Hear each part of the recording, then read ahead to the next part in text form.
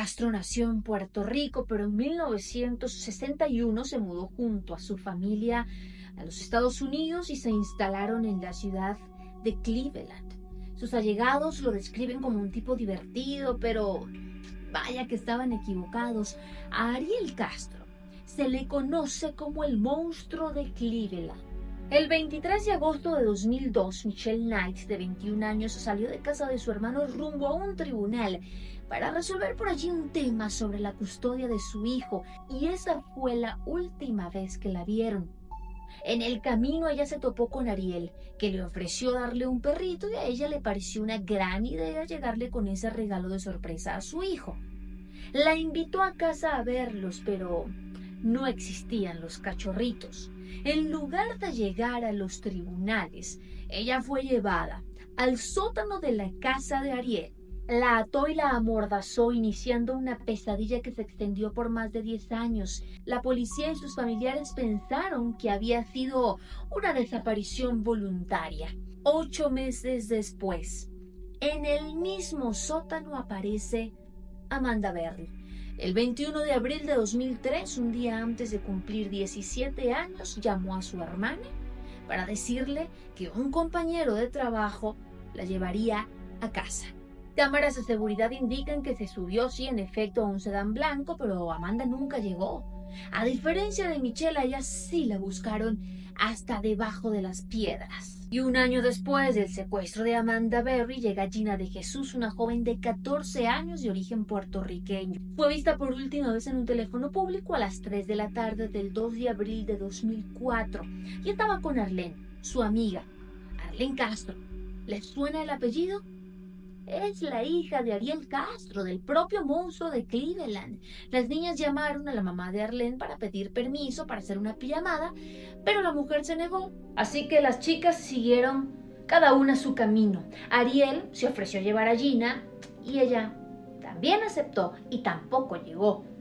La secuestró y la mantuvo en cautiverio. Las 3 mujeres permanecieron los siguientes 10 años encerradas, sometidas a golpes, a torturas y hasta a violaciones. El 6 de mayo de 2013, Amanda logra abrir una puerta y sacar la mano para pedir ayuda. Aprovecharon que Ariel no estaba en casa y un vecino escucha. Llama al 911, llega la policía y las liberan. Amanda, por cierto, sale de casa con una niña en brazos. Tiene 6 años. Es su hija, producto de una de las tantas violaciones.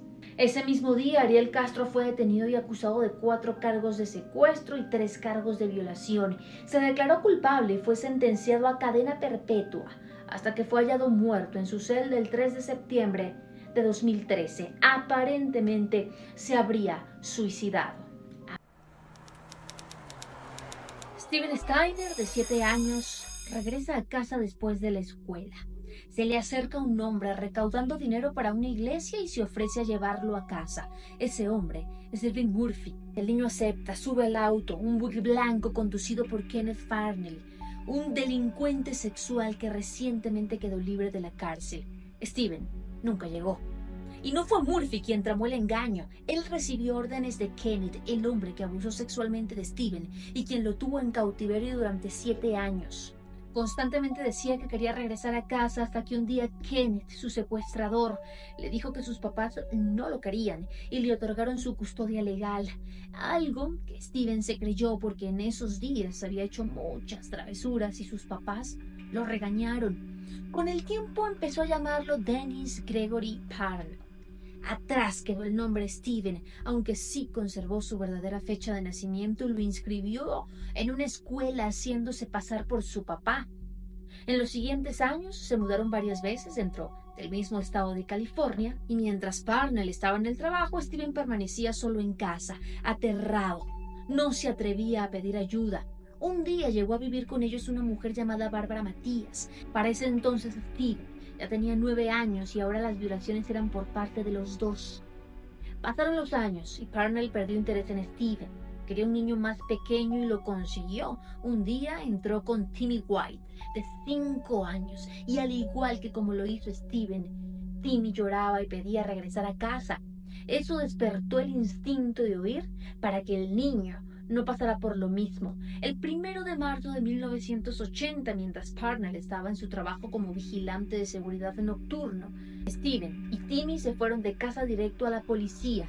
Al día siguiente, Parnell fue arrestado como sospechoso del secuestro de ambos niños, mientras ellos se reunían con sus familias.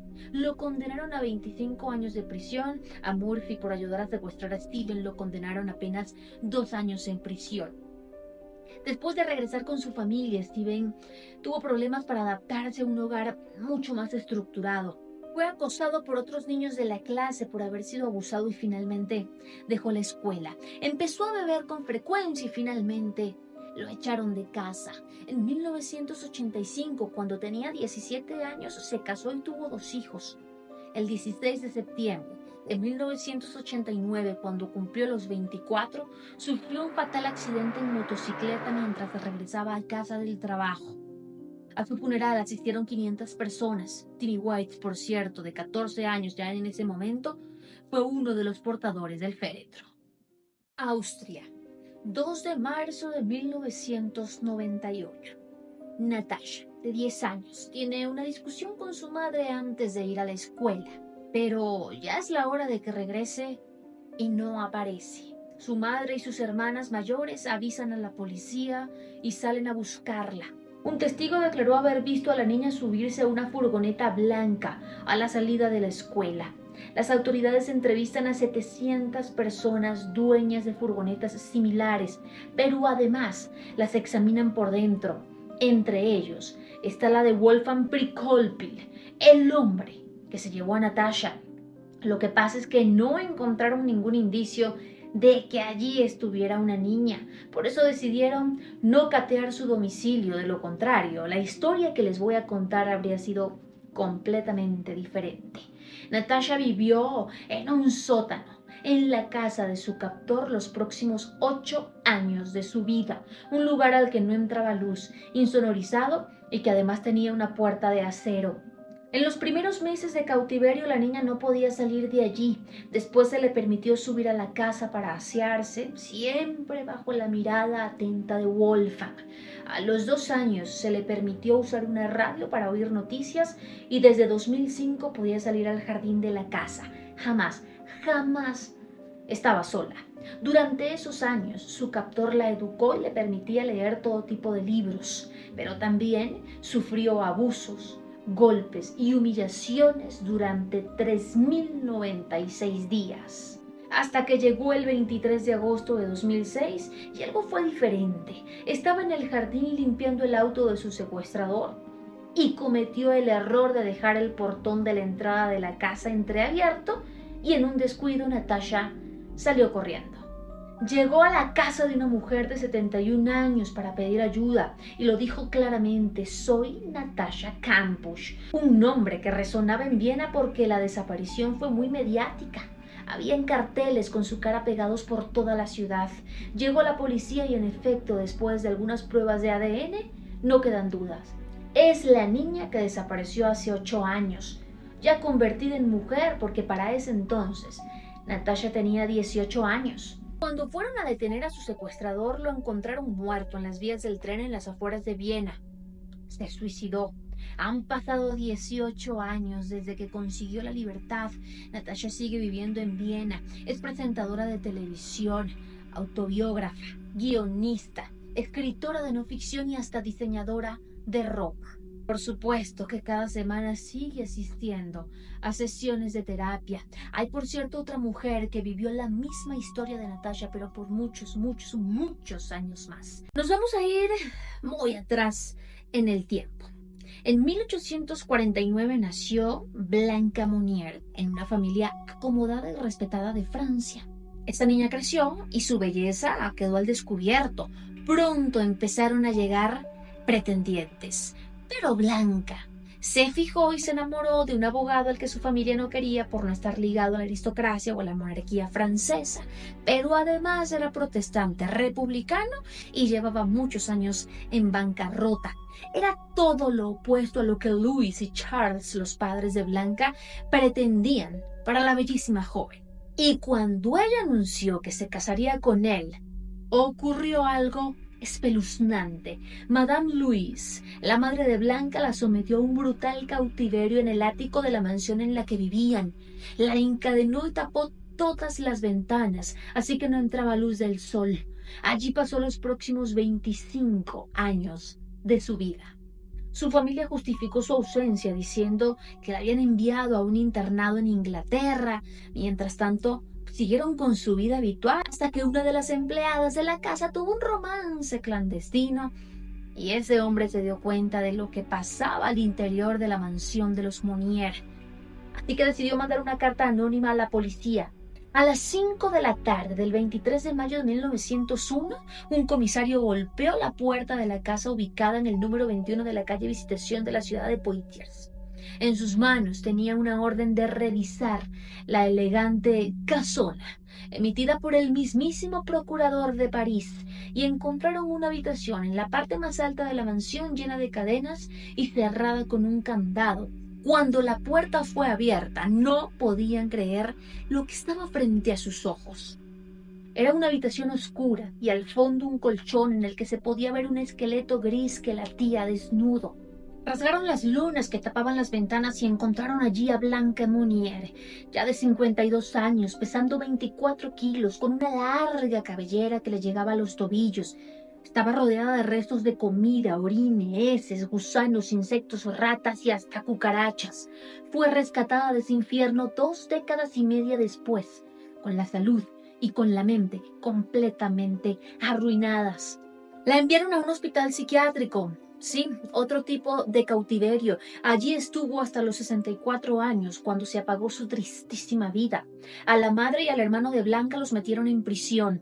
Toda esa admiración de los vecinos, de los amigos y allegados por ser una familia supuestamente ejemplar, pasó a ser repudio y desprecio. Y es que es el caso de una joven a la que le negaron la felicidad.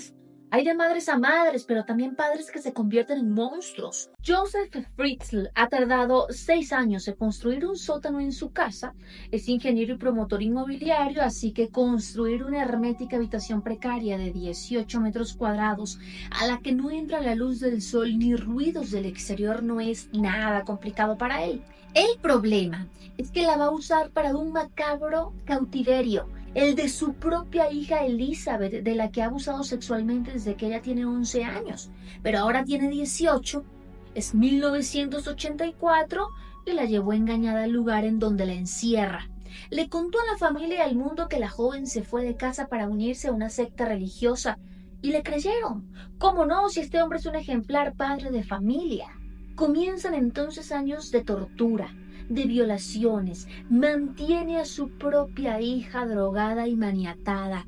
Arriba vive Rosemary con sus otros 6 hijos, los hermanos de Elizabeth. Aparentemente desconocen lo que ocurre abajo, en el propio sótano de su casa. Durante el cautiverio, Elizabeth dio a luz a 7 hijos, 2 de ellos gemelos, uno de los cuales murió poco después de nacer y fue incinerado por su propio progenitor. Algunos de esos niños aparecieron en la puerta de la casa con una supuesta nota de Elizabeth pidiéndole a sus padres que los criaran. Los que se quedaron en el sótano pasaron 24 años encerrados hasta que el 19 de abril de 2008, Kirsty, la hija mayor de Elizabeth, estaba muy mal de salud y con su vida en peligro, el papá y al mismo tiempo el abuelo de la joven decide llevarla al hospital. A los días 26 de abril, Elizabeth volvió a sentir la brisa rozando su cara. 24 años después, cuando Joseph accedió a llevarla al hospital a ver a Kirsty. Allí aprovechó para contarle todo a los médicos. Llegó la policía, rindió su declaración y en ese mismo instante detuvieron a Joseph. Desde entonces la joven, que ya para ese entonces tenía 42 años, intenta junto a sus hijos rearmar sus vidas. Se encontraron con un mundo muy distinto. Habían celulares, autos modernos y hasta algo llamado Internet. La mamá de Elizabeth aseguró que nunca supo lo que pasaba. Creyó la versión de que su hija se fue por su voluntad. Joseph fue condenado a cadena perpetua y hoy se le conoce en el mundo como el monstruo de Austria. Para Elizabeth, el calvario lo encontró en su casa y el monstruo tenía cara de papá. Llegamos al quinto enfoque. Nos vemos la próxima semana.